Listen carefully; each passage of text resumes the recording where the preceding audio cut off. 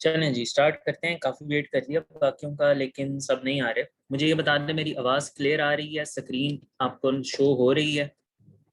फिर हम आगे स्टार्ट करते हैं।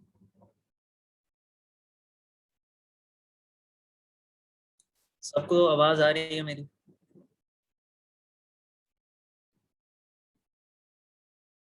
चलें, सही है। आज का लेक्चर जो है वो काफ़ी ज़्यादा इम्पोर्टेंट है। वो इस लिहाज से है क्योंकि ये प्रैक्टिकल लाइफ में भी काफ़ी ज़्यादा आपको इसके साथ डील करना पड़ेगा, और इसके अलावा यूएचएस पॉइंट ऑफ व्यू से भी ये लेक्चर काफ़ी इम्पोर्टेंट है, क्योंकि ये वाला जो चैप्टर है लॉ का, आज हमारा ये लास्ट लेक्चर है और ये लास्ट चैप्टर है लॉ का।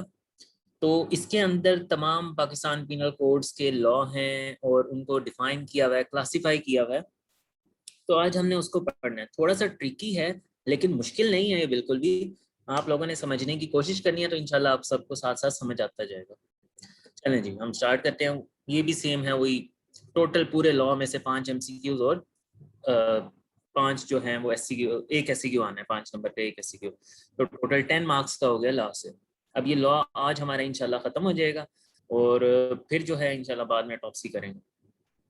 तो आज का जो टॉपिक है वो है laws related to medical man.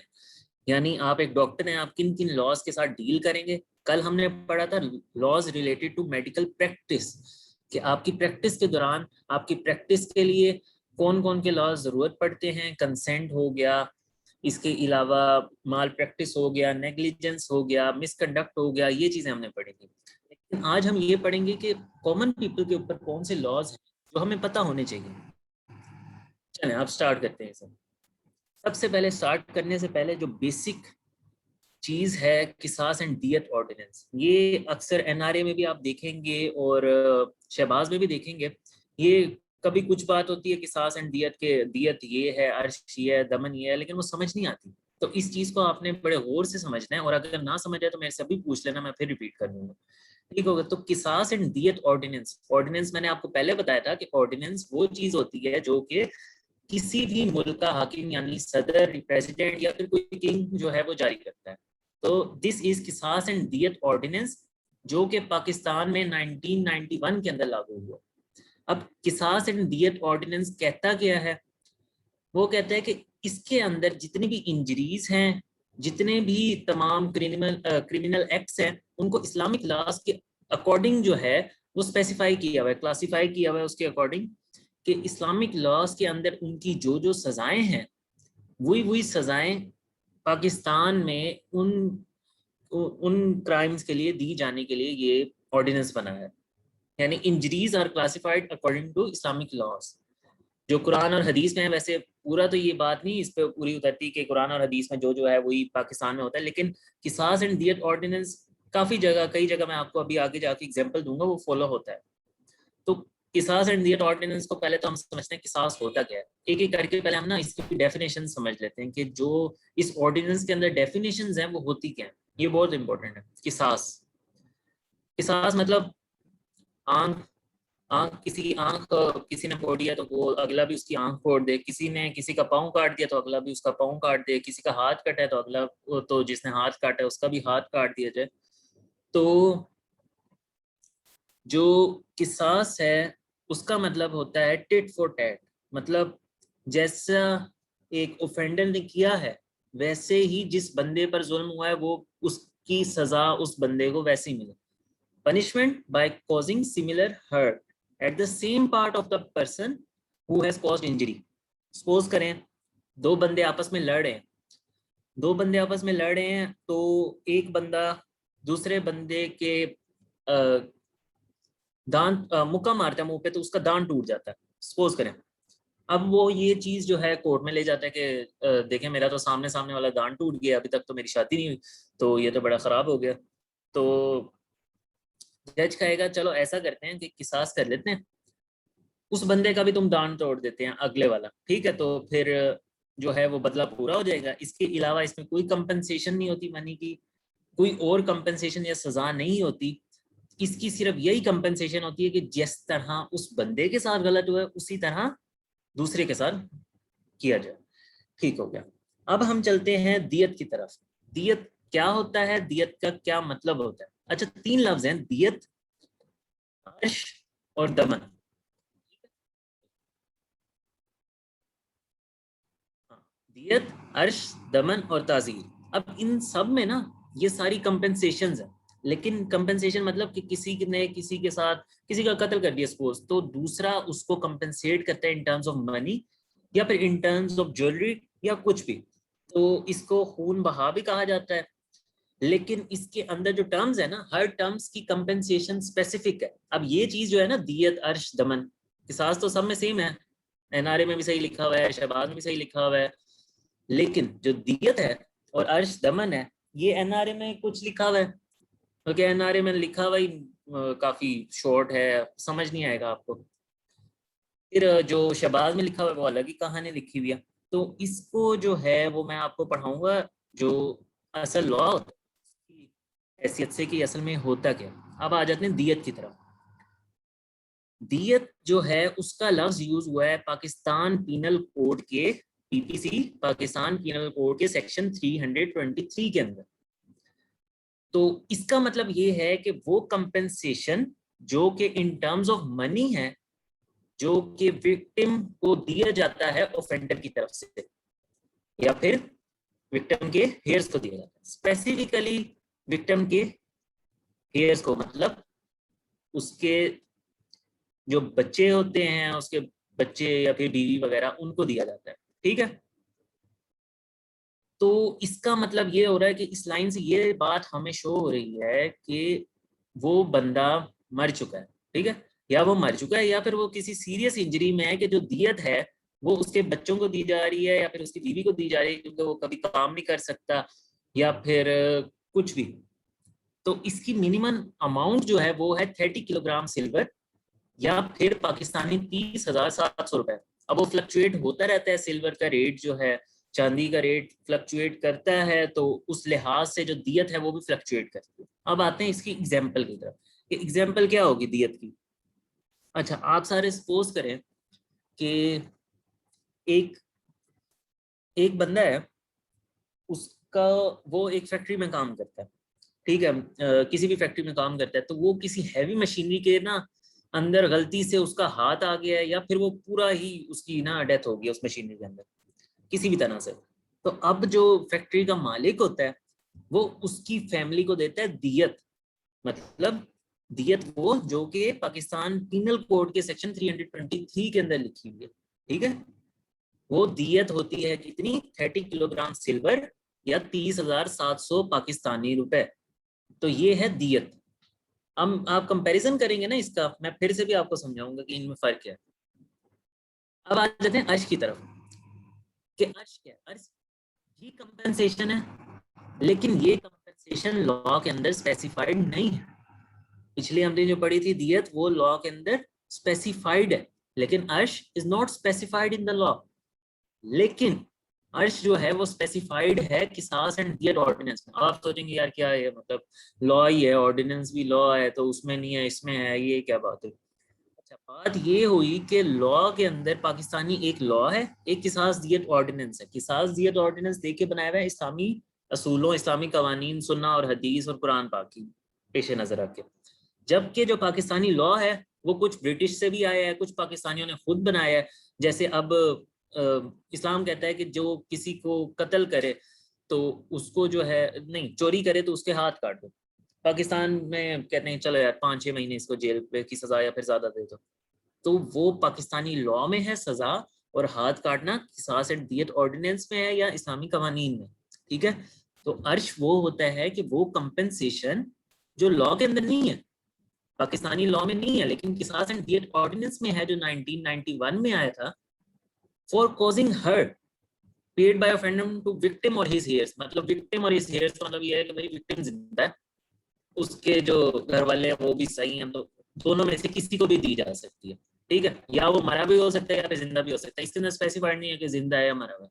ठीक है, तो अब इसके अंदर किसास एंड दियत ऑर्डिनेंस के अंदर आपको एग्जांपल देता हूँ। ये हाथ का वो वाली एग्जांपल दे देते हैं हम कि खून बहा जो होता है, खून बहा वो आप समझ लें अर्श है। ठीक है, एग्जैक्ट खून बहा के इतने ऊंट होने चाहिए, मुझे सही से याद नहीं है कि इतने ऊंट दिए जाए खून बहा में, 71 मेरे ख्याल में शायद जेन में आ रहे, इतने ऊंटों के मुताबिक पैसे होते थे। तो ये, अब आते हैं दमन की तरफ। दमन क्या चीज है? हमने पढ़ लिया दियत, हमने पढ़ लिया अर्श, और हमने पढ़ लिया दमन। अब हम पढ़े हैं दमन, सॉरी। अच्छा, दमन में है compensation that is to be determined, कि उसका डिटर्मिनेशन करना है कि कितनी कंपेंसेशन देनी है, जो कि कोर्ट में जज करेगा। ठीक है, इसके अंदर ना लॉ को पेश नजर रख रहे हैं, ना किसास एंड दियत आया इसके बीच में। ठीक है, लॉ आया किसमें? पाकिस्तान पिनल कोड का 323 सेक्शन किसके अंडर आया था? दियत के अंडर। अर्श के अंडर क्या है? अर्श के अंडर किसास एंड दियत ऑर्डिनेंस आ गया। जबकि दमन के अंदर जो जज बैठा होगा वो खुद ही कहेगा कि अच्छा यार, ऐसा करता हूँ मैं, अपनी मर्जी से इसे सजा दे देता हूँ। सजा नहीं मतलब कंपेंसेशन। और वो जो चीज है, वो जो जो ऑफेंडर है वो पे करेगा विक्टिम को। मतलब ये ज्यादा बड़ी चीज नहीं होगी, विक्टिम जिंदा है ये भी देखें।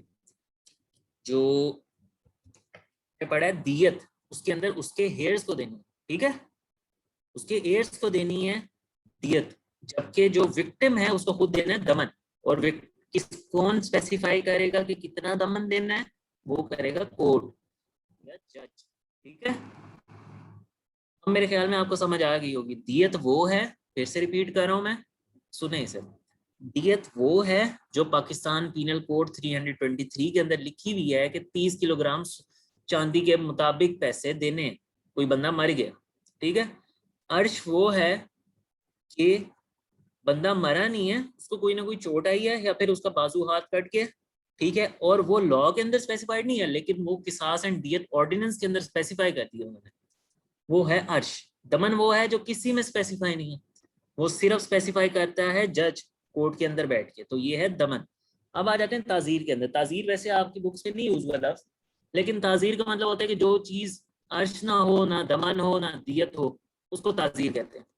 मतलब कि अपनी मर्जी से कुछ भी कह देना, मतलब ना वो इस्लाम में हो कि भाई अगर सपोज करें किसी ने चोरी किया तो इस्लाम में हाथ काट दो, लॉ में है हमारे कि इतने महीने की सजा दो, जज कहता है कि ये करो।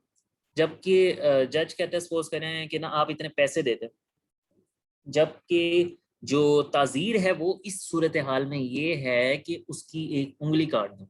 ठीक है, क्योंकि इस्लाम में है बाजू काटने का, इसमें उंगली काटने का, या फिर उससे कोई और पैसे ले लो जो कहीं पे स्पेसिफाइड नहीं है। यह ताजीर, जो भी चीज अर्श दमन और दियत के अगेंस्ट होगी, उसके अलावा होगी, वो होगी ताजीर। ठीक हो गया, अब हम चलते हैं आगे। सबको समझ आ गई है? किसी को कोई पॉइंट की? क्योंकि ये काफी ज्यादा इंपॉर्टेंट है, आगे जाके हर चीज में यही आ रहा है पनिशमेंट के कि इतना अर्श है, इतना दमन है, इतनी दियत है। समझ आ गया? किसी को नहीं आई तो मैं फिर से रिपीट कर देता हूँ।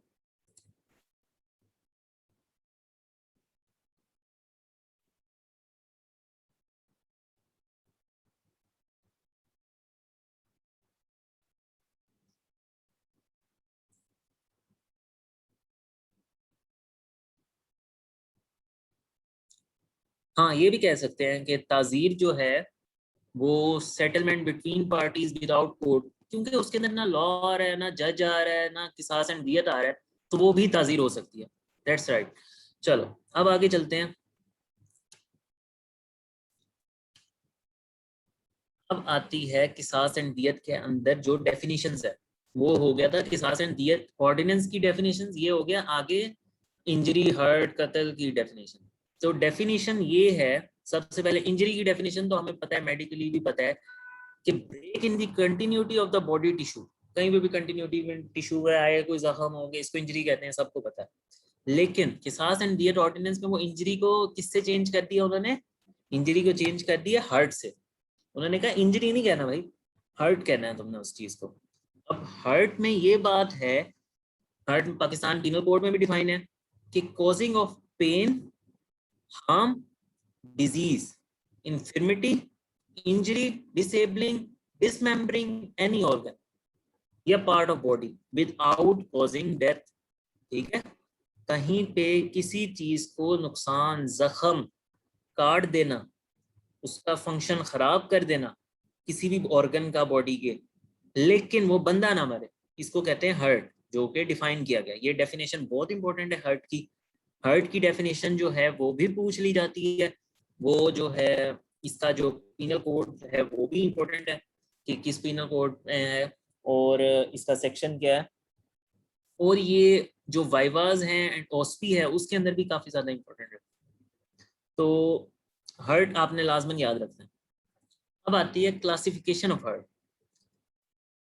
ये सारा किसास एंड दियत ऑर्डिनेंस ही पढ़ रहे हैं आप, ठीक है। किसास एंड दियत ऑर्डिनेंस की ही आगे कंटिन्यूएशन है। उसके अंदर पहले उन्होंने डिफाइन किया, मैंने डिफाइन किया कि किसास दियत होता क्या है, ठीक है, अर्श दमन होता क्या है। फिर अब हमने पढ़ा है कि उसके अंदर हर्ट का बताया गया है कि इंजरी को हर्ट कहना है आपने और मर्डर को कत्ल कहना है आपने, ठीक है। अब हम पढ़ रहे हैं क्लासिफिकेशन ऑफ हर्ट। ये हर्ट कितने किस्म के होते हैं? 4 किस्म है हर्ट की। एक है इतलाफे उज, एक है इतलाफे सलाहियत उज, एक है शजा और एक है जुर्म, ठीक है। ये टोटल हो गई 4 टाइप्स ऑफ हर्ट। अब हम पढ़ते हैं इसकी, ये ना असल में ऑर्डिनेंस इस्लामी कवानीन पे है ना, तो इसके अंदर जो टर्म्स है ना वो भी अरबी की यूज हुई हुई है।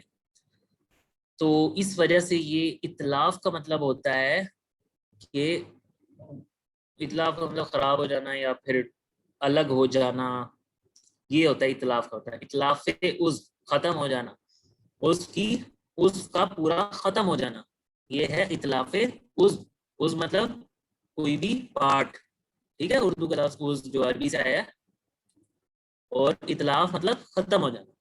इतलाफ उस amputation of a body part, organ और अ लिम्ब इज कॉल्ड इतलाफ उज, ठीक है। आगे सेक्शन लिखा हुआ है, ये देखें या ना देखें, किसी को जरूरत हो तो देख लें, इतना इंपॉर्टेंट नहीं है।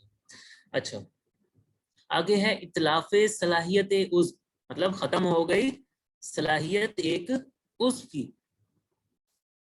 तो किसी भी उज की body part, body organ, body limb अगर उसका फंक्शन इम्पेयर हो गया तो इसको कहते हैं इतलाफ सलाहियत उज। अब आता है शजा। शजा क्या होता है? शजा का मतलब है कि hurt on the head and face, मतलब बॉडी को छोड़ के हेड और फेस पे जो इंजरी हुई है, लेसरेशन हुई है, स्कार हुआ है, इंजरी है, फ्रैक्चर है, डिसलोकेशन है, ये सब आएगा शजा के अंदर, ठीक है। और जो जोर है उसके अंदर हेड और फेस को छोड़ के बाकी जो बॉडी है उसके अंदर ये आता है हर्ट। अच्छा, अब आप सोच रहे होंगे कि यार ये क्या सारी लॉ की टर्म्स पढ़ा रहे हैं, इसकी हमें क्या जरूरत? जरूरत इसकी सबसे ज्यादा आपको पड़ती है मेडिको लीगल सर्टिफिकेट के अंदर और ऑटोप्सी रिपोर्ट में। अब जब आप एमएलसी रिपोर्ट बनाएंगे आगे जाके पास आउट होने के बाद, किसी बीएचयू आरएचसी में बैठे होंगे झगड़े के बाद, तो आपको ये मेंशन करना पड़ेगा कि अगर उस बंदे का हाथ कटा हुआ, एक बंदा आपके पास आया और उसने कहा कि मेरे दोस्त ने लड़ाई में मेरा हाथ काट दिया, तो दिस इज इतलाफे उज और इसकी इसी लिहाज से पनिशमेंट है। अगर कोई आई है औरत आपके पास, उसने कहा है कि उस बंदे ने मेरे ऊपर तेजाब फेंक दिया है जिसकी वजह से डिसफिगरमेंट हो गई है बॉडी की, या फिर मुंह जो है वो सारा जल गया है, तो वो है सलाहियत उस, ठीक है, वो भी सलाहियत उसके अंडर आएगी। या फिर कोई हाथ जो है वो बुरी तरह फ्रैक्चर हो गया कि भाई वो फिर से बनने का नहीं है, वो भी सलाहियत उसके अंदर आएगा। सजा, सजा मतलब ये है कि एक बंदा आता है उसके सर पे ना चोट लगी है, वो कहता है मुझे ना यहाँ डंडे से ना मेरे भाई ने मारा है, तो ये आप डील करेंगे सजा के अंदर। और जोड़ के अंदर एक बंदा आता है, उसको आपकी बेली के अंदर एक स्कार मार्क होता है, स्कार मार्क होता है एक डैगर का, ठीक है, वो आप डील करेंगे जुर के अंदर, ठीक है। तो ये चीजें हैं इतलाफे उज, इतलाफे सलाहियत उज, जुर और शजा, ठीक है। अच्छा, अब मैं आपको बता दूं कि जो इतलाफे उज है उसकी किसास एंड दियत ऑर्डिनेंस के अंदर जो सजा है ना वो है किसस या किसास, ठीक है।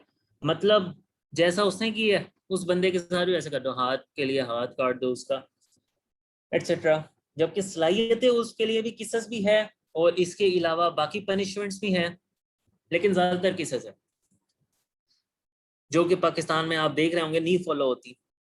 कि बहुत सारे विक्टिम्स होते हैं, बर्न विक्टिम्स होते हैं जिन पे तेजाब फेंका होता है, लेकिन वो उनको सिर्फ जेल की में कैद कर दिया जाता है और कोई सजा नहीं दी जाती, वो भी अक्सर निकल जाते हैं। तो जो अब अगली चीज हमने पढ़नी है वो है सजा और जुर्म की टाइप्स आगे, ठीक है। अब ये जो चीज है ना कि हर्ट की क्लासिफिकेशन, ये कोई पास पेपर में कोई 10 दफा आ चुकी है ये, कि हर्ट क्या होता है हार्ट की क्लासिफिकेशन बताओ, 4 क्लासिफिकेशन है, आगे उसे सब क्लासिफाई करो, सजा क्या है, जुर्म क्या है, ठीक है। ये पूरी क्लासिफिकेशन ये तो आप मेंशन कर लें, ये वेरी वेरी इंपॉर्टेंट। तो अब हम पढ़ते हैं इसकी सब टाइप। सजा को आगे सब टाइप्स में डिवाइड किया हुआ है, खफीफा, मदीहा, हाशिमा, मुनक्किला, अम्मा, दामिगा। ये वैसे तो लड़कियों के नाम लग रहे हैं लेकिन ये असल में लॉ है। तो अब है जुर्म। जुर्म आगे है दामिया, बादिया, मुतलाहिमा, मोदिहा, आशिमा, मुनक्किला, ठीक है। तो इन दोनों के अंदर जो है फर्क क्या है सजा और जुर्म में? सजा में इन्वॉल्व होगा हेड या फेस, जबकि जुर्म के अंदर क्या इन्वॉल्व होगा? जुर्म के अंदर इन्वॉल्व होगा बाकी बॉडी, लिम्स, बॉडी, बेली, ट्रंक, सब कुछ वो आ जाएगा जुर्म के अंदर। अच्छा, अब उसने हर्ट को एक और तरह से भी क्लासिफाई किया, मैनर ऑफ पोजेशन है कि नेग्लिजेंट ड्राइविंग, नेग्लिजेंट एक्ट, खता, पॉइजनिंग। ये इतना इंपॉर्टेंट नहीं है, इसको मिस करो। ये वैसे एनआरए से भी ली हुई है आपकी। अच्छा, अब हम पढ़ते हैं आगे सजा, कि सजा क्या होता है। और सजा आपको पता है क्या होता है? कि कोई भी इंजरी जो हेड और फेस पे हुई है उसको क्या कहते हैं? सजा, अकॉर्डिंग टू किसास एंड दियत ऑर्डिनेंस। अब उसने कहा इसकी आगे 6 टाइप्स हैं। एक है सजा खफीफा, जो मैं अभी पहले बताई है। खफीफा में ये होता है कि इंजरी जो है वो सिर्फ एब्रेयन है, हल्की सी मांस उतरा हुआ है कहीं से, या फिर हल्का सा कट लगा हुआ है, या फिर वो ब्रूज है कोई, ठीक है, कोई नील पड़ा हुआ है जिस्म पे, तो वो आ जाता है सब शजय खफीफा के अंदर, ठीक है। अब सपोज करें एक बंदा आया, एक ही बंदा बार बार आएगा, अब हर एग्जाम्पल में एक बंदा आया, उसने कहा कि मैं जो है दुकान पे काम करता हूँ, तो जो दुकान का मालिक है ना, उससे मुझे डंडा उठा के मारा है, तो मेरे यहाँ पे ना नील पड़ गया। तो ये किसके अंडर डील करेंगे? आप लिखेंगे एमएलसी रिपोर्ट में कि ये है सजाए खफीफा, ठीक है। और इसकी सजा क्या होगी? दमन। दमन क्या पढ़ा है हमने अभी, याद है किसी को?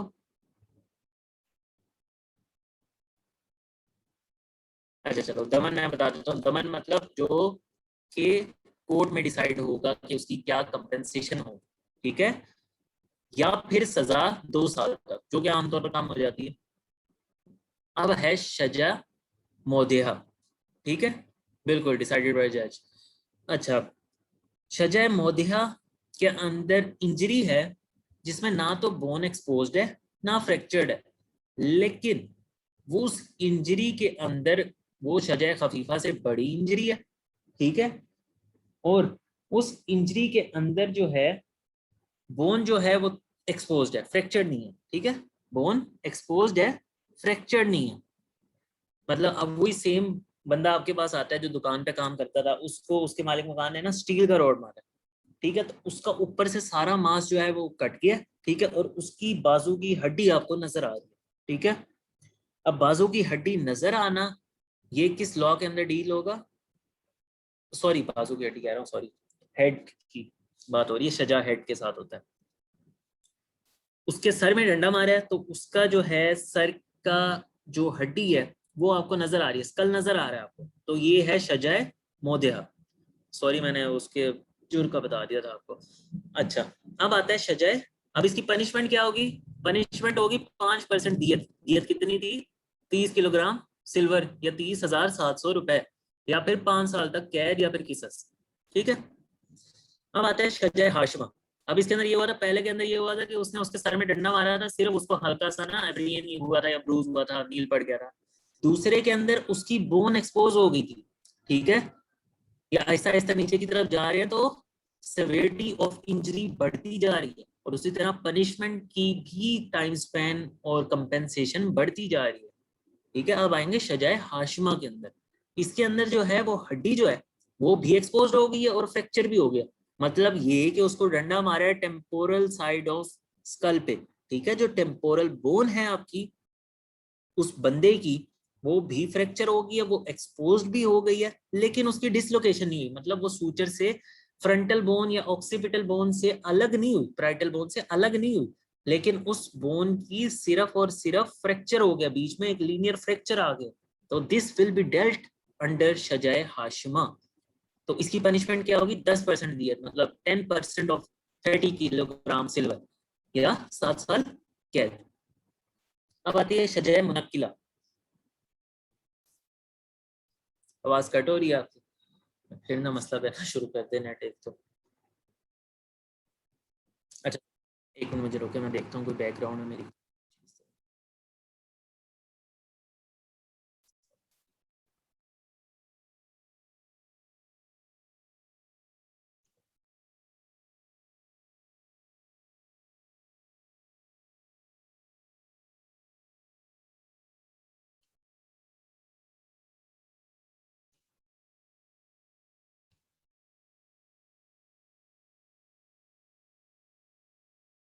अच्छा जी, चलें, जहाँ समझना है ना वहाँ मुझे बता देना, मैं जरा आराम आराम से बोलता हूँ ताकि अगर कट हो रही भी है तो आप लोगों को आवाज आ जाए।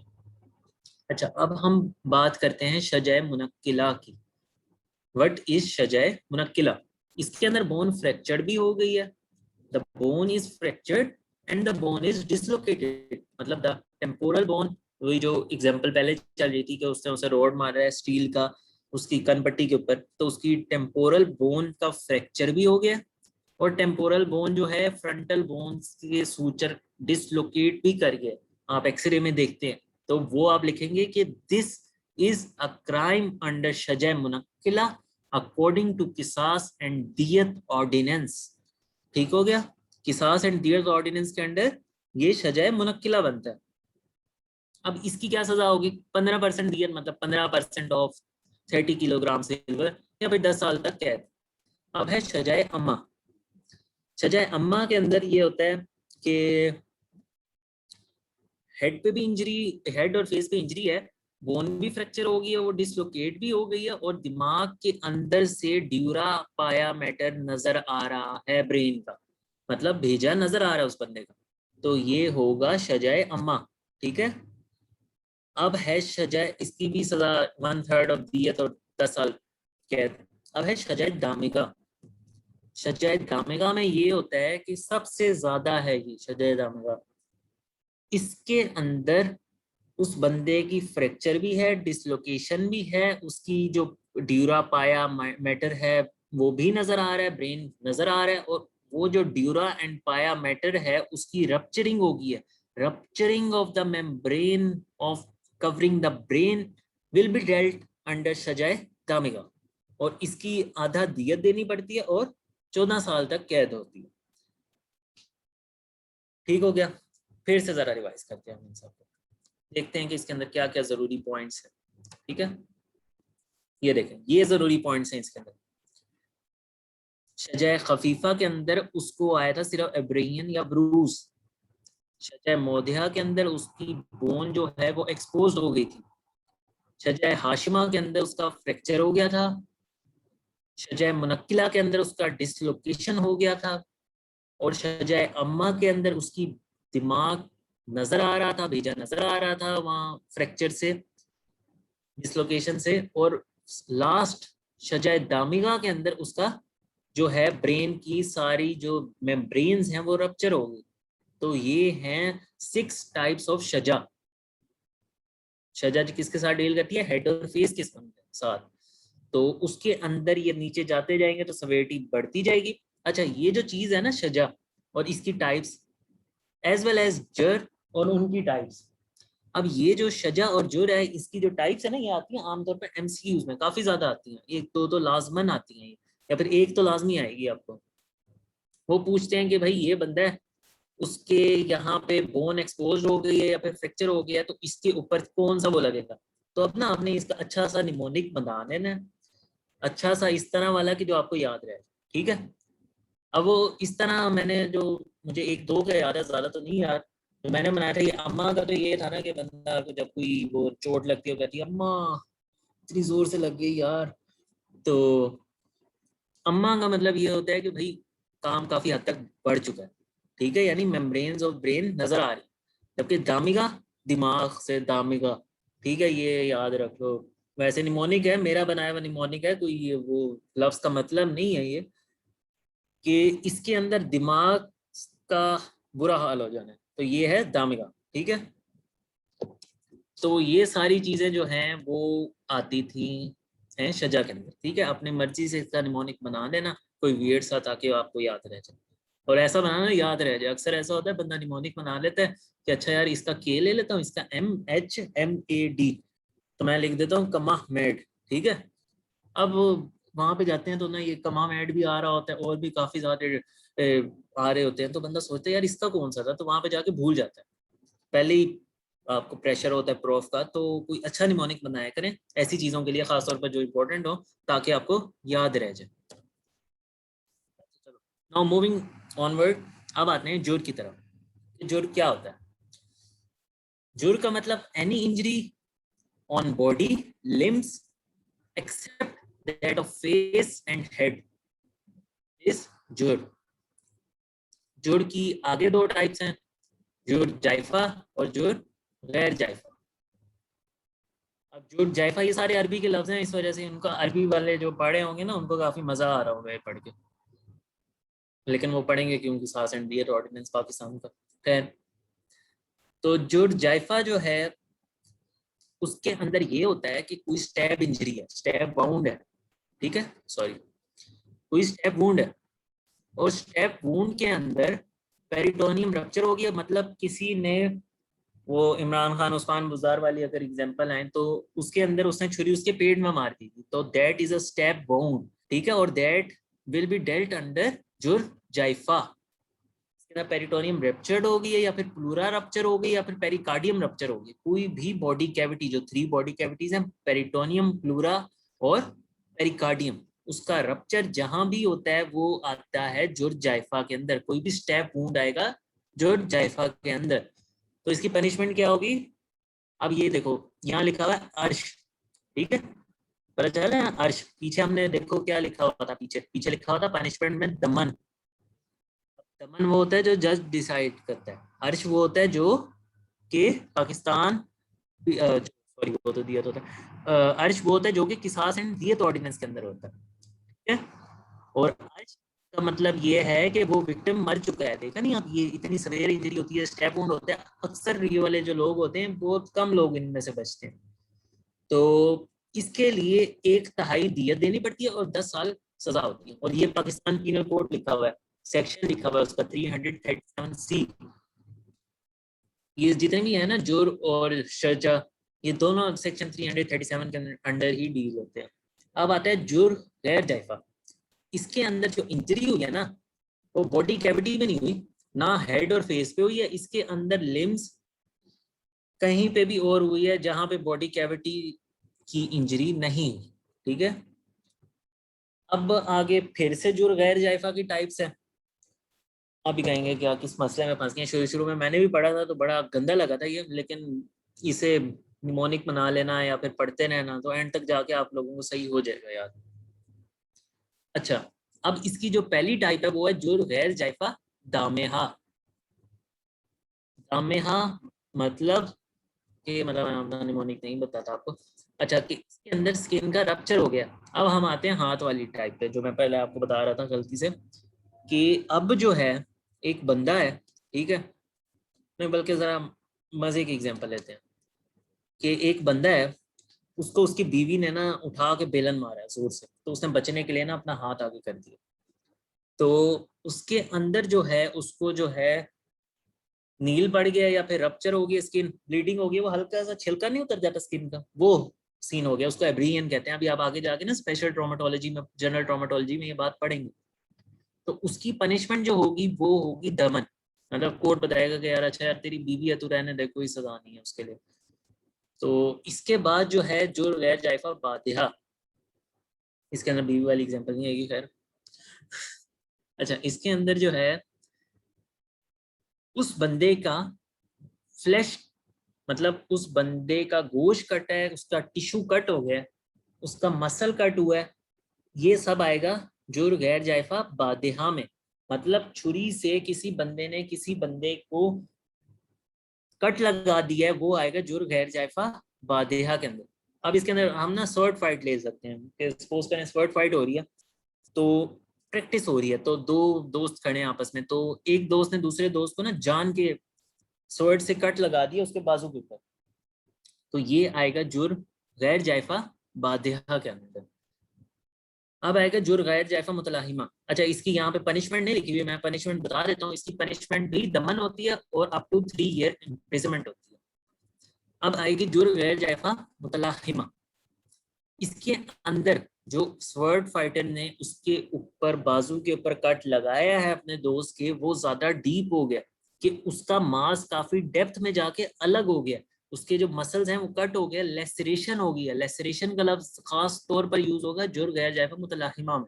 मुझे तो याद है मेरे बारी में काफी दफा एमसीक्यूज आता था कि लेसरेशन किसके अंडर डील होगी, क्योंकि लेसरेशन आगे जाके आपकी स्पेशल ट्रॉमाटोलॉजी का भी पार्ट है, तो इसको तो आप मार कर लेके लेसरेशन जो है ना वो मुतलाहिमा के अंदर आती होती है। लेकिन बोन एक्सपोज नहीं हुई, ठीक है, बोन एक्सपोज नहीं हुई, सिर्फ लेसरेशन हुई है, तो इसकी सजा ये हो जाएगी। अब आएगा जुर्म गैर जायफा मोदिया। अब हमने पहले मदीहा पढ़ा है, अब है मोदिया, लेकिन दोनों पढ़ते हैं उसको भी मोदिया कह देते होते हैं, ठीक है। वो मदीहा है, ये मोदिहा है, और ये भी मोदिहा है। लेकिन देखो अब दोनों का फर्क देखो कि इसके अंदर बोन एक्सपोज हो गई थी, लेकिन वो किसके अंडर हुई थी, शजा के अंडर, मतलब हेड और फेस की इंजरी थी। इसके अंदर भी बोन एक्सपोज हो गई है, लेकिन वो किसके अंडर हुई है, जोर के अंदर, मतलब किसी बॉडी पार्ट के ऊपर। दोनों सेम है मोदिहा, ठीक है। उसमें मदीहा आपका लिखा हुआ है उसके अंदर जो है एनआरए के अंदर आपकी, और दूसरे को मोदिहा लिखा हुआ है। ये जो मैंने पिक ली हुई है ये मैंने शहबाज से ली हुई है, तो उसके अंदर जो है दोनों को मोदिहा लिखा हुआ है, तो दोनों एक्सेप्टेबल है। मोदिहा भी कह देते हैं, मदीहा भी कह देते हैं उस वाले को। अच्छा, इसके अंदर ये होगा कि बोन का एक्सपोजर हो जाएगा, ठीक है। अब है जुर्म गैर जायफा हाशिमा। इसके अंदर बोन का फ्रैक्चर हो जाएगा, मतलब उसके स्वर्ड फाइट ने उसको जोर से स्वर्ड मारी, तो उसकी जो ह्यूमरस बोन है, ठीक है, बाइसेप्स पे हिट किया, उसकी ह्यूमरस बोन जो है उसका फ्रैक्चर हो गया, लीनियर फ्रैक्चर हो गया या फिर कोई और फ्रैक्चर हो गया। या फिर जुर्म गैर जायफा मुनक्किला जो लास्ट है, उसके अंदर फ्रैक्चर भी हो गया, डिसलोकेशन भी हो गई, मतलब ह्यूमरस बिल्कुल अलग हो गई, एक पार्ट उसका अलग है, दूसरा पार्ट अलग है। तो ये हो गई 6 टाइप्स जुर्म की। सजा की 6 टाइप्स थी, जुर्म गैर जायफा की 6 टाइप्स हैं, जुर्म की असल में 2 टाइप्स हैं, ठीक है। फिर से रिवाइज करते हैं जुर्म गैर जायफा के टाइप्स को, कि इसके अंदर रप्चर ऑफ स्किन है, इसके अंदर कटिंग ऑफ फ्लैश है, इसके अंदर लेसरेशन ऑफ फ्लैश है, इसके अंदर एक्सपोजिंग बोन है, इसके अंदर फ्रैक्चर है बोन का, इसके अंदर डिसलोकेशन है। तो इसमें भी सेवेरिटी नीचे जाते हुए इंक्रीज करती है। अच्छा, उम्मीद है आपको समझ आ गई होगा। अगर आ गई आप सबको समझ, तो अब जो है आप लोगों को जरा गेस करना पड़ेगा, मुझे बताना पड़ेगा ये क्या है। जल्दी से सारे अपना चैट सेक्शन ओपन करें और मुझे बताएं कि ये थर्ड की किस टाइप में आती है। ये उसके ऊपर जो है एसिड अटैक हुआ हुआ, आप बताएं ये किस टाइप के अंडर आएगी। आपने 4 टाइप्स पढ़ी थी, इतलाफे उज, इतलाफे सलाहियत उज, जुर जायफा, जुर और शजा, ये 4 टाइप्स थी, सॉरी। तो ये जिस पे मेरा पॉइंटर है, अगर आप लोगों को शो हो रहा है, तो ये किसके अंडर आएगी, कोई भी कुछ भी बताने, जितना समझ आए उतना बताने, कोई मसला नहीं। अच्छा,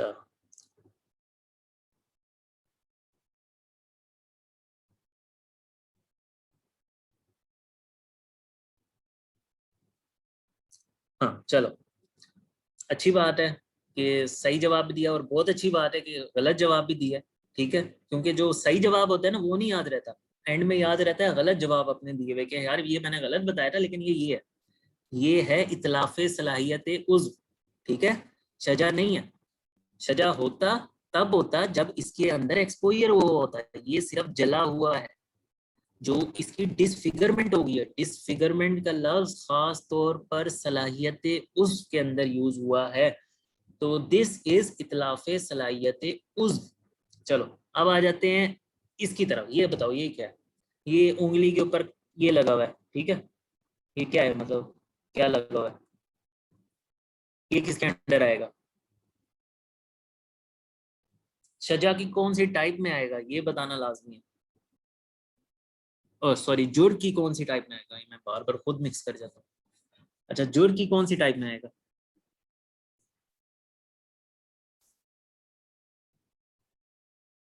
बताएं बताएं, कुछ नहीं होता, सही हो गलत हो कोई फर्क नहीं पड़ता।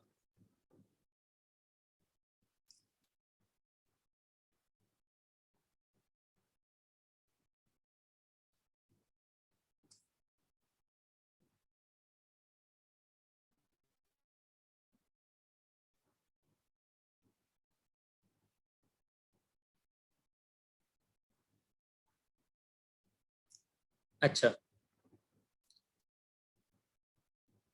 कोई मसला नहीं, मिक्स होते रहेंगे, या आपके एंड तक मिक्स होते रहेंगे, इस वजह से मैं कह रहा हूँ अपना अपना निमोनिक बना लो इनका। अगर मुझे याद होता मेरा निमोनिक, जो मुझे अब तक नहीं याद आ रहा, मैं कब से सोचने की कोशिश कर रहा हूँ जब से लेक्चर बनाया, तो मैं आप लोगों को बता देता, वो भी काफी अच्छा था।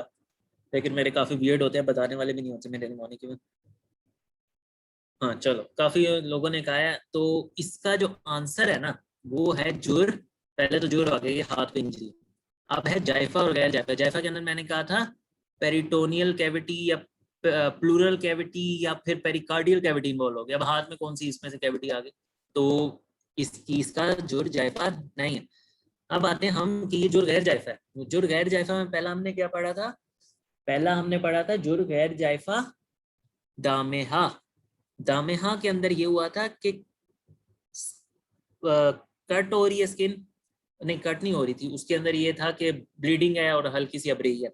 लेकिन इसके अंदर देख रहे हो जरा थोड़ा सा गहरा है, लेकिन इतना गहरा भी नहीं है, तो मतलब कटिंग हुई भी है, कटिंग ऑफ फ्लैश है। तो ये आएगा जुर गैर जायफा बादेहा। ठीक हो गया, दामिया में नहीं आएगा, बादेहा में आएगा। ये आएगा दामिया में, ये देख रहे हो, ये दामिया है, जुर गैर जायफा दामिया।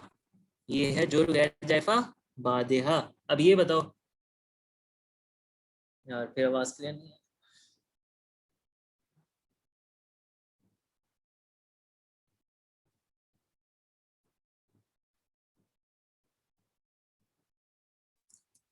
अच्छा,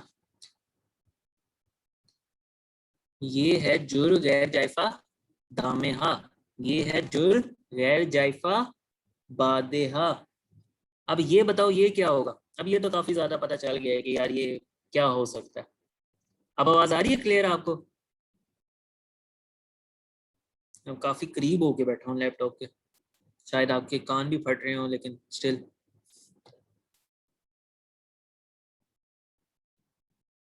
ये बताएं ये क्या है जिसके ऊपर पॉइंटर है? बिल्कुल, जुर गैर जायफा मुतल्लाहिमा। अब ये मुतल्लाहिमा के अंदर ही सिर्फ एल है, ठीक है, और वो लेसरेशन। बिल्कुल, बिल्कुल सही। अच्छा, अब चलते हैं थोड़ा सा आगे, एक दो मैंने और भी डाले हैं ताकि आपको सही से समझ आ जाए। तो ये बताओ ये क्या है? ये बंदे का पाँव पड़ा है, और ये जो है टिबिया का लोअर एंड जो है ना, वो निकला हुआ है बाहर। ये क्या चीज है, किस सेक्शन के अंडर आएगा?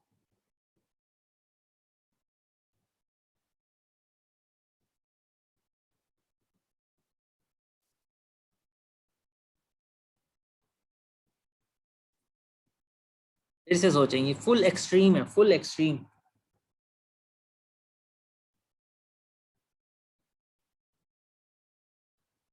बिल्कुल, ये आएगा मुनक्किला में। अब मैं बताता हूँ मोदिया में क्यों नहीं आ सकता। एक्सपोजर हुआ है बोन का, बिल्कुल सही बात है, ठीक है, लेकिन ये डिसलोकेशन भी तो देखो, एंकल जॉइंट से हो गई है डिसलोकेशन। तो डिसलोकेशन भी हो गई है और एक्सपोजर भी हो गया। अब खाली एक्सपोजर इस तरह होगा कि बस ये बोन सिर्फ आपको अपनी जगह पे एक्सपोज हुई भी नजर आ रही होगी, तब होता है ये मोदेहा। लेकिन अब ये इसकी डिसलोकेशन भी साथ है, तो ये क्या हुआ? मुनक्किला। अब आते हैं इसके फ्रैक्चर की तरफ। ये बताओ, ये हेड का फ्रैक्चर हुआ है लेकिन डिसलोकेशन नहीं है, तो ये क्या होगा?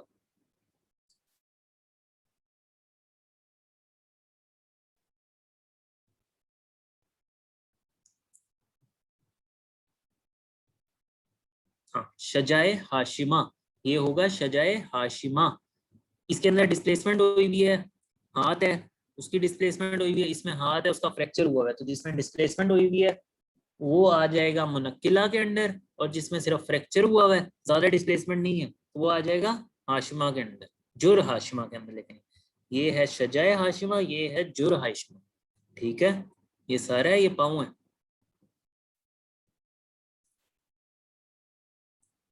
अच्छा चलें अब आगे बढ़ते हैं, लेक्चर रहता है, टाइम जो है वो चलें कुछ नहीं, आज पूरा करते हैं इंशाल्लाह। अच्छा, अब आते हैं किलिंग की तरफ।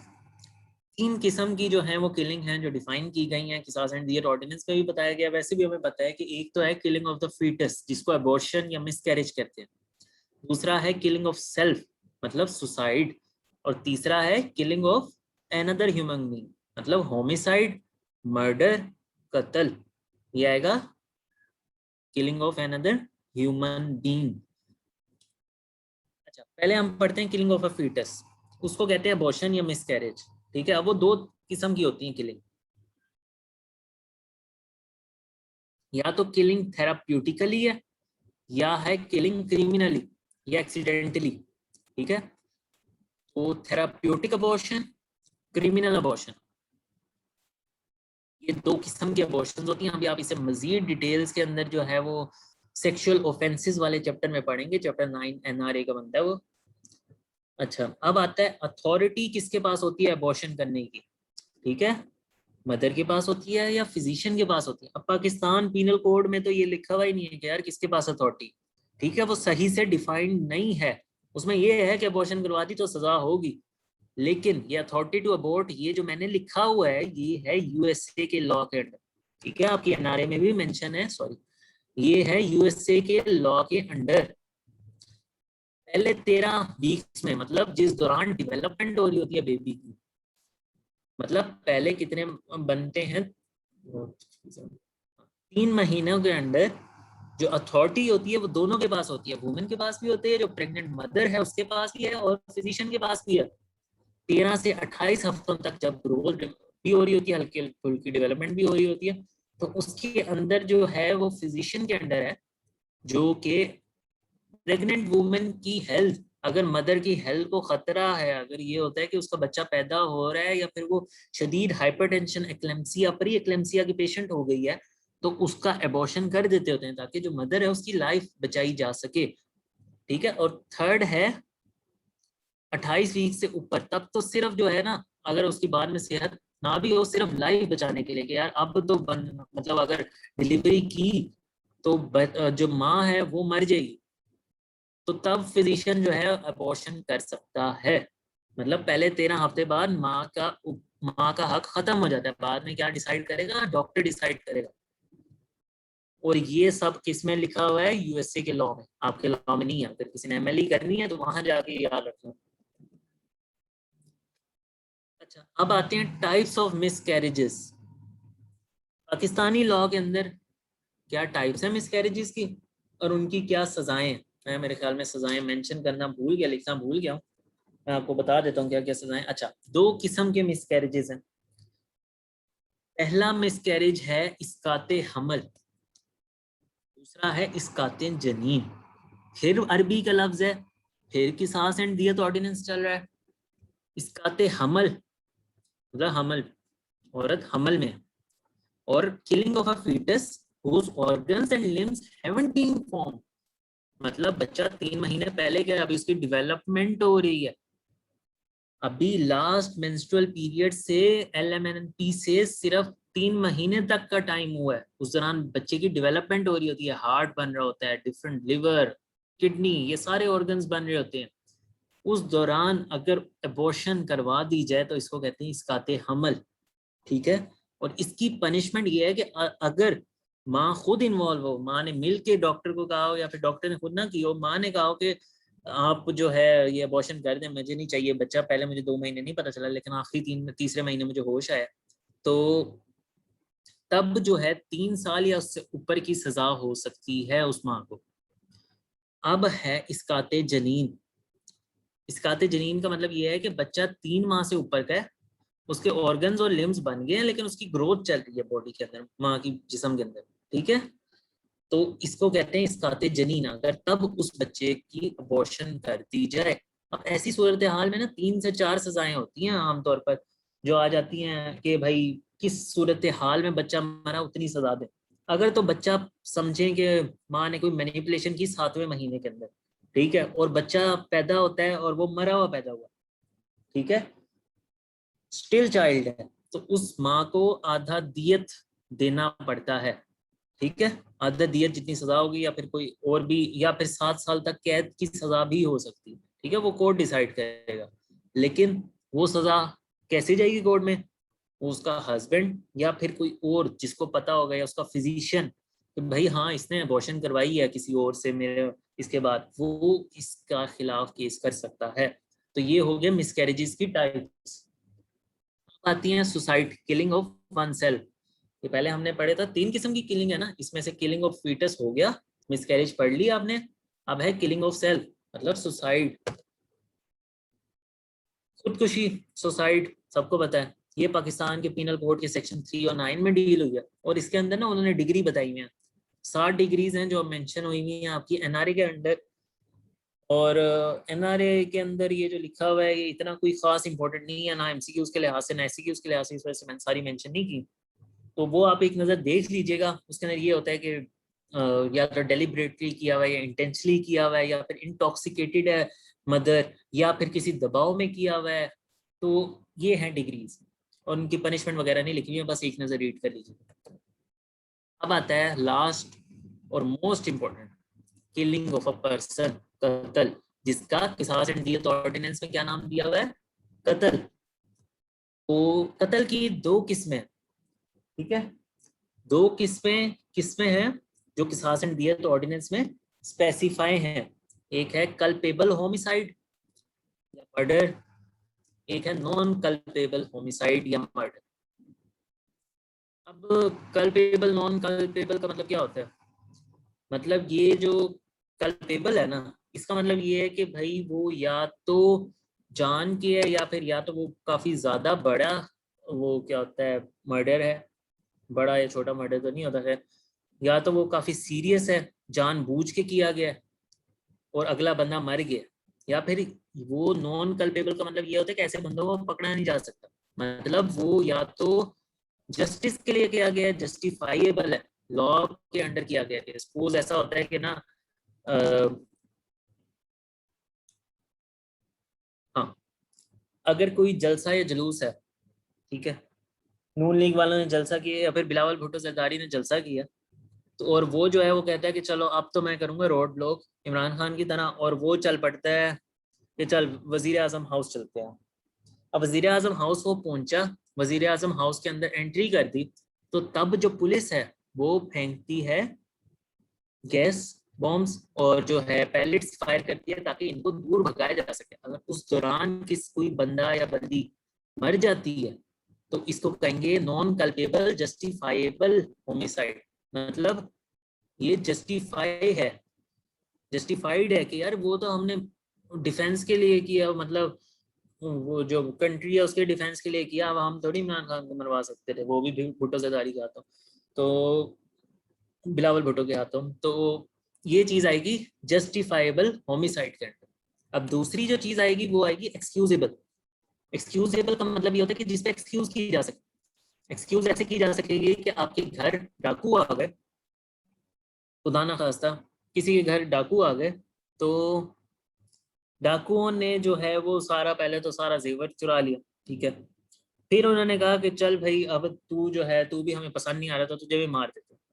तो अब आपको गुस्सा आ गया कि नहीं भाई पहले तुमने सारा जेवर चुरा लिया, अब तुम मारने पे आ गए हो, ये तो कोई बात नहीं है, तो जेवर छोड़ देते या मुझे छोड़ दो।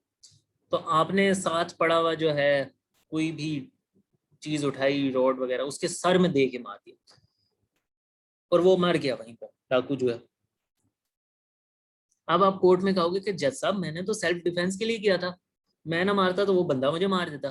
तो ये है एक्सक्यूजेबल, कि आप उस चीज पे एक्सक्यूज कर सकते हो। तो ये 2 किस्म की नॉन कल्पेबल होमिसाइड होगी। जस्टिफाइबल वो जो जस्टिफाइड है, जो कि ये है कि रिएट्स के अंदर, पुलिस रिएट्स के अंदर जो है वो पुलिस मारती है किसी को, तो वो जस्टिफाइबल होमिसाइड होती है। जो एक्सक्यूजेबल होती है वो सेल्फ डिफेंस, बंदा अपने डिफेंस के लिए करता है। अब आ जाते हैं कल्पेबल होमिसाइड, कि ना भाई वो जस्टिफाइडेबल है, ना वो एक्सक्यूजेबल है, वो तो होमिसाइड है ही होमिसाइड, वो उस बंदे ने ही मारा है। तो उसकी क्या टाइप्स हैं? अच्छा, उसकी ये टाइप्स हैं, 4 टाइप्स हैं उसकी फिर से। कत्ले अम्द, कत्ले शिब्ह अम्द, कत्ले खता, कत्ले बिस्सबाब, ठीक है। कत्ले अम्द मतलब वो कत्ल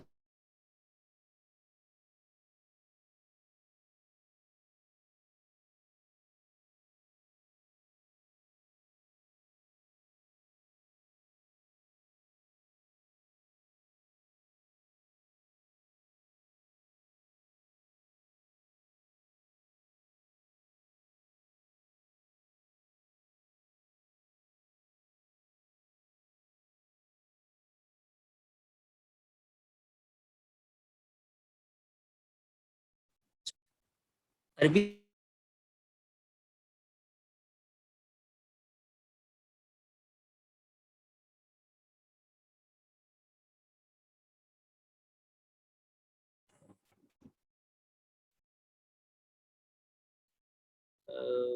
मेरी स्लाइड चली गई है, मेरे मोबाइल पे भी चली गई है।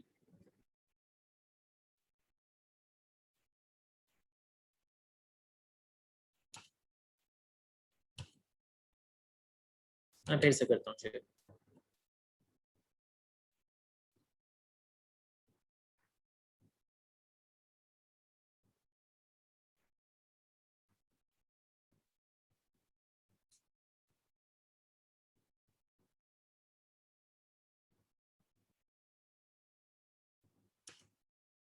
अच्छा अब बताओ सारे, मुझे आवाज, आपको मेरी आवाज आ रही है?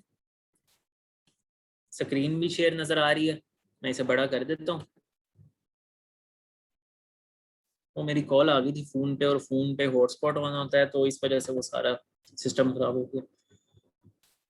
अच्छा आवाज आ रही है अब आपको सबको? चलो अब आगे बढ़ते हैं। स्लाइड भी नजर आ रही है?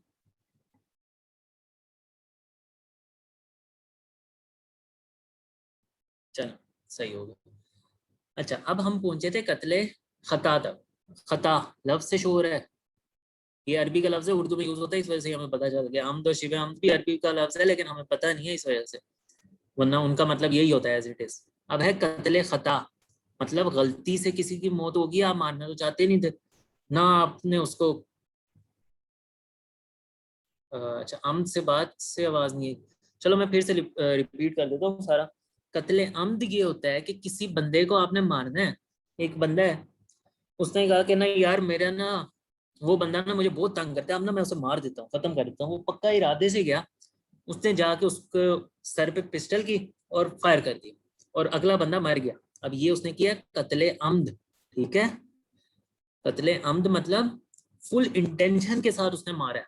अब दूसरा ये है कि उसने, अब वही बंदा है, वो कहता है कि यार उस बंदे से मेरी लड़ाई हुई है, मैं ना उसे डरा धमका के आता हूँ, ठीक है, और उसको ना हल्का सा ना पिस्टल के पिछले पार्ट से ना जरा मार के आता हूँ सर पे। अब वो गया वहां पे जाके, उसने तो सिर्फ भाई उसको पिछले पार्ट से मारना था, ठीक है, लेकिन वो उसने उसे मारा और उसे जोर से लग गया और वो बंदा मर गया, ठीक है।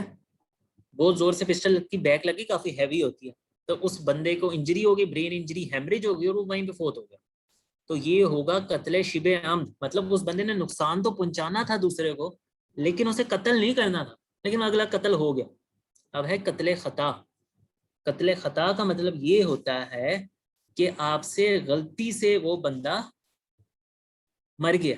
अब आप कहोगे यार गलती से कौन किससे मरता है, अब मैं आपको बताता हूँ गलती से कौन किससे मरता है। अब हुआ ऐसे कि कहीं का बादशाह था, वो ना शिकार पे गया कि चल यार आज ना मैं जाके ना जितने भी वो जितनी भी बकरी है ना जंगल में, उनका शिकार कराता हूँ। अब वो गया तो ना उसने देखा कि ना काफी ज्यादा बकरियां नजर आ रही थी। अब उसने उठाया अपना तीर कमान और सबको मारने लग गया जोर जोर से। अब जब वो उनके पास पहुंचा तो साथ जो बकरियों का रेवट चला रहा था, वो जो बंदा था वो भी मरा पड़ा था उसी के तीर से। अब ये होगी खता उससे, ठीक है। वो मारना किसे चाहता था?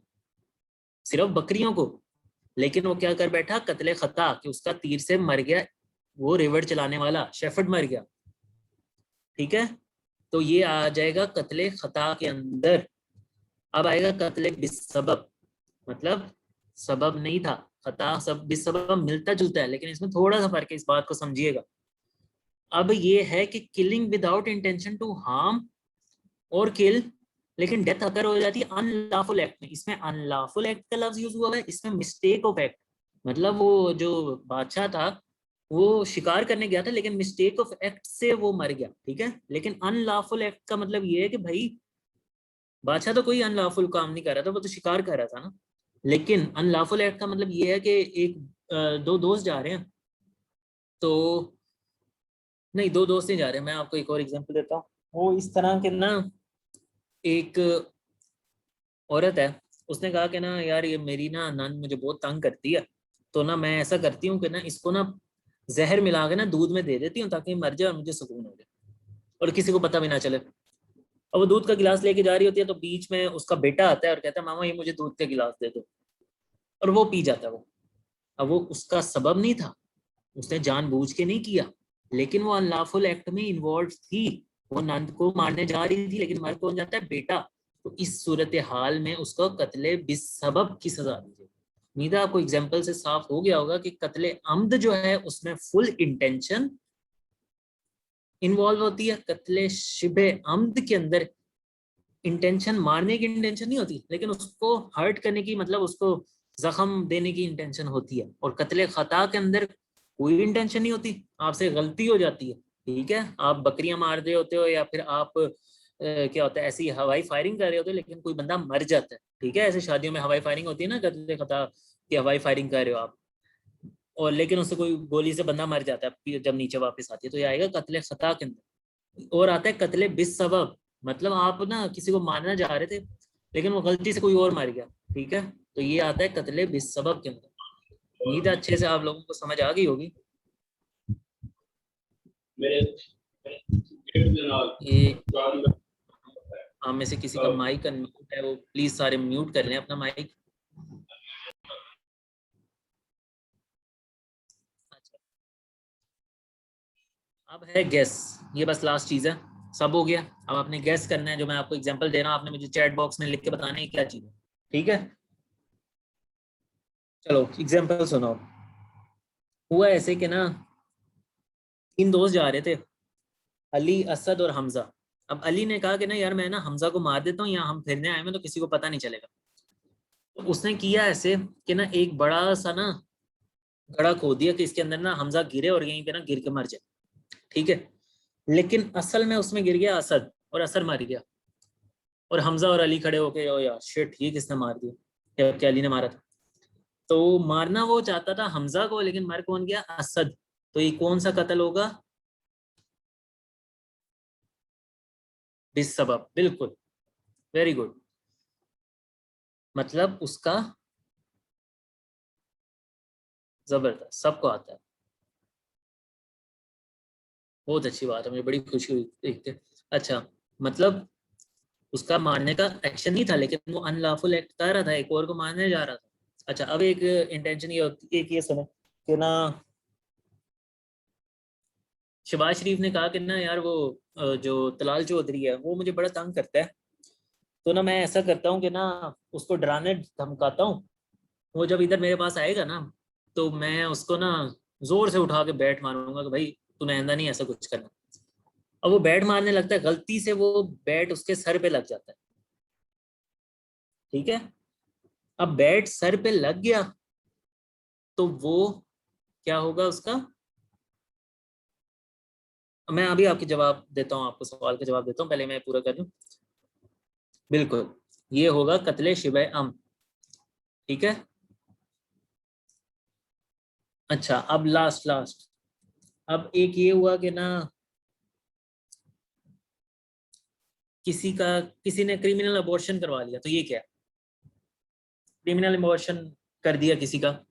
मतलब ये कि डॉक्टर ना एक औरत आई, उसके हस्बैंड के साथ मिला हुआ था, तो हस्बैंड ने कहा यार मुझे बच्चा नहीं चाहिए तो तूने इसका अबॉर्ट कर दे किसी तरह से, तो ये किसके अंडर आएगा।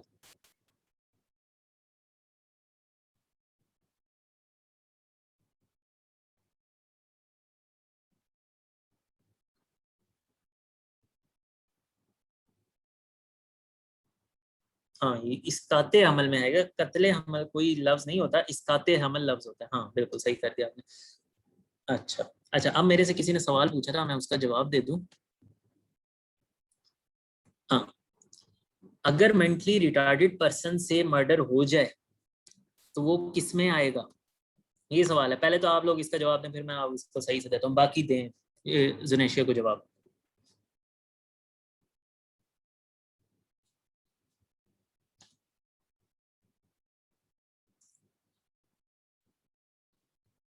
हाँ, एज पे डिपेंड करेगा, लेकिन मैंने वो जो है इतना स्पेसिफाई नहीं किया, मैंने वैसे ही कह दिया, लेकिन वही बनता है। ठीक है, अगर क्रिमिनल अबॉर्शन वैसे हो गया कि किसी डॉक्टर से गलती से अबॉर्शन हो गई है, वो चेकअप कर रहा था, तो तब वो आएगा कत्ले बिस्सबब। अच्छा, मेंटली रिटार्डेड पर्सन वाले का बताएं कि अगर किसी मेंटली रिटार्डेड पर्सन से कत्ल हो जाता है किसी का, तो कोई खड़ा है, वो मजाक मजाक में ना मेंटली रिटार्डेड पर्सन कोई छत पे खड़ा है, उसको धक्का दे देता है और वो गिर जाता है, मर जाता है।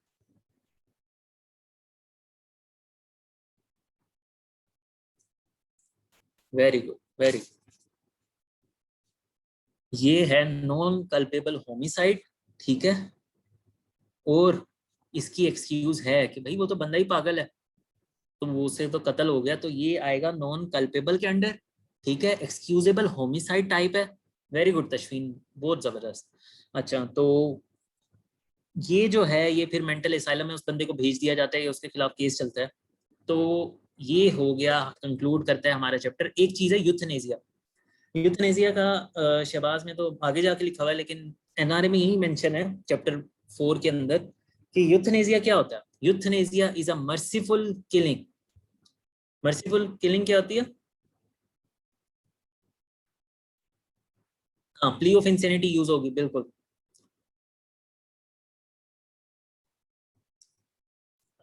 मर्सीफुल किलिंग ये होता है कि एक बंदा है, वेंटिलेटर पे है, तकरीबन 6 महीने से वो कोमे में है। तो डॉक्टर कहता है कि ना यार बस बहुत हो गया, इसको ना मार देते हैं, ऐसे बेचारा किस हालत में होगा कोमे में, इसके घर वाले किस, हाँ, पेनफुल डिजीज में हो किसी भी, इसके घर वाले किस अजियत में होंगे, तो इसको मार देते हैं। तो वो ना रहम से मारना जो होता है ना, रहम से मारना, उसको कहते हैं यूथनेसिया। लेकिन पाकिस्तान के अंदर यूथनेसिया जो है वो लीगल नहीं है, ना ही बाकी कंट्रीज में। एक दो कंट्रीज में हुआ है, मेरे ख्याल में ऑस्ट्रेलिया है शायद, उसके अंदर लीगल है यूथनेसिया। तो ये है यूथनेसिया, ये हल्का सा मैंने आपको बता दिया, आपको पता होना चाहिए, वैसे कोई इतना इम्पोर्टेंट नहीं है। अच्छा, खैर, ये दैट कंक्लूड्स आवर लॉ, ठीक है। लॉ जो है वो खत्म हो गया। अब एक रूल आप सबने जिंदगी का याद रखना है कि आपने कोई एक्सपेक्टेशंस नहीं रखनी किसी से कुछ अच्छा करने के बाद। और सबसे ज्यादा सिंपल लाइफ गुजारने का ये रूल है कि किसी की केयर करो तो उससे कुछ मांगो ना, ठीक है। और किसी रीजन के बगैर केयर करो, और प्यार जो है वो किसी एक्सपेक्टेशन के बगैर करो, ठीक है। तो उम्मीद है आप सब लोगों को लॉ समझ आ गया होगा। अनटिल अटॉप्सी, अब मैंने एक और टॉपिक आपको पढ़ाना है, अटॉप्सी और फार्मा के एक दो टॉपिक्स हैं, बस मैं यही पढ़ाऊंगा। तो तब तक के लिए अल्लाह हाफिज। कोई सवाल हो आप लोगों का तो मेरे से कर लें, मजीद कुछ भी ना समझ आया हो लॉ में से, या फिर सही समझ आ गया हो, सब पता चल गया हो, पढ़ लीजिएगा लॉ एक दफ़ा। एनआरए से भी, शहबाज से भी देख लीजिएगा, चैप्टर 4 शहबाज से देख लीजिएगा, एनआरए से जो चैप्टर 2 3 है वो देख लीजिएगा। और 10 नंबर हैं, तो 10 नंबर इंशाल्लाह उम्मीद है आप सबके पक्के हो गए। तो यू आर वेलकम एवरीवन। नहीं, पनिशमेंट सबकी याद करने की कोई जरूरत नहीं है आयशा। पनिशमेंट जो है वो कहते हैं ना, मतलब किसी ने अगर ओवर एफिशिएंट होना है तो वो याद कर ले, वरना पनिशमेंट ना पूछते हैं ना एमसीक्यूज में आती है। किसी की कोई जरूरत नहीं है सबकी याद करने की। लेकिन जो है अक्सर जो दमन है ना, दमन और दियत, वो सब में आ जाता है। तो लिख देना कि some part of Daman some part of दियत, लिखना हो तो लिख देना, ना लिखना हो तो ना लिखना, कोई नहीं पूछता ये बात, ठीक है। तो चलो, थैंक यू सो मच। काफी टाइम हो गया लेक्चर को। अल्लाह हाफिज। और ये एक दफा सारे